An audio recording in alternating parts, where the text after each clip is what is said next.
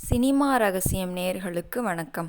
வாழ்க்கையின் தத்துவங்களை மிக எளிமையாகச் சொல்வதில் கவியரசர் கண்ணதாசனுக்கு நிகர் அவரேதான். மரணம், வாழ்க்கை, பந்தம் என அனைத்தையும் ஒரே பாடலில் அடக்கிவிடுவார்.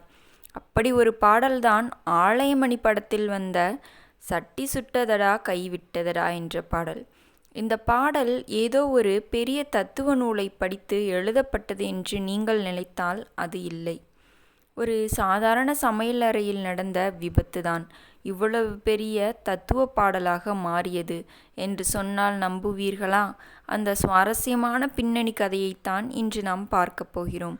வீடியோவை முழுமையாக பாருங்கள். சேனலை சப்ஸ்கிரைப் செய்யுங்கள்.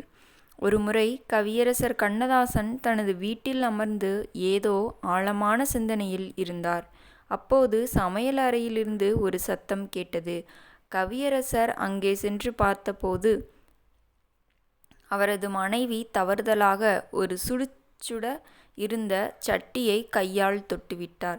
உடனே சூடு தாங்காமல் கையை உதறிக்கொண்டே சட்டி சுட்டதடா கை விட்டதடா என்று அவர் புலம்பினார்.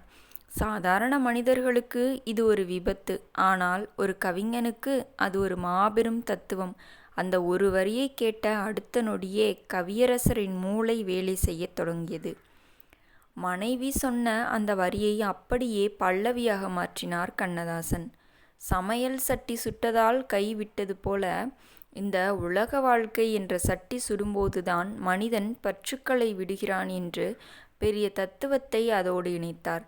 சட்டி சுட்டதடா கை விட்டதடா, புத்தி வந்ததடா புலி போன்ற மகனே என்று அவர் வரிகளை அடுக்கத் தொடங்கினார். எட்டு எட்டாக மனித வாழ்வை பிரித்துக்கொள் என்று அவர் சொன்ன அதே வேகத்தில் ஒரு பெண்ணின் சமையல் அறை புலம்பலை உலகளாவிய தத்துவமாக மாற்றிய அந்த மேதைத்தனம் தான் கண்ணதாசன். இந்த வரிகளை கொண்டு போய் எம்.எஸ். விஸ்வநாதன் அவர்களிடம் கொடுத்தபோது அவர் அசந்து போனார்.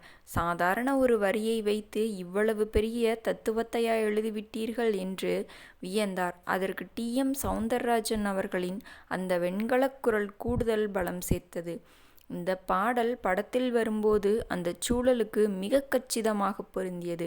இன்றும் வாழ்க்கையில் விரக்தியில் இருப்பவர்களுக்கு, தத்துவத்தை தேடுபவர்களுக்கும் இந்த பாடல் ஒரு மருந்தாக இருக்கிறது. ஒரு கவிஞன் எதை வேண்டுமானாலும் கவிதையாக்கலாம் என்பதற்கு இந்த பாடல் மிகச்சிறந்த உதாரணம். கண்ணதாசன் அவர்கள் எப்போதுமே யதார்த்தமான விஷயங்களிலிருந்துதான் கவிதைகளை பிடிப்பார். அவரது அர்த்தமுள்ள இந்து மதம் புத்தகத்தில் கூட இப்படி பல சம்பவங்களை சுட்டி காட்டியிருப்பார். சட்டி சுட்டதடா பாடல் இன்று பல தத்துவ மேடைகளில் மேற்கோள் காட்டப்படுகிறது. ஆனால் அதன் வேர் ஒரு சமையலறையில் இருக்கிறது என்பதுதான் கவிஞனின் ரகசியம். தன் கண்முன்னே நடக்கும் சிறு விஷயங்களை கூட தெய்வீகமாக மாற்றும் சக்தி அவருக்கு மட்டுமே இருந்தது. நண்பர்களே, சட்டி சுட்டதடா பாடல் உருவான இந்த பின்னணி கதை உங்களுக்கு தெரியுமா? கவியரசரின் இந்த திறமையை பற்றி உங்கள் கருத்து என்ன? கமெண்ட் செய்யுங்கள்.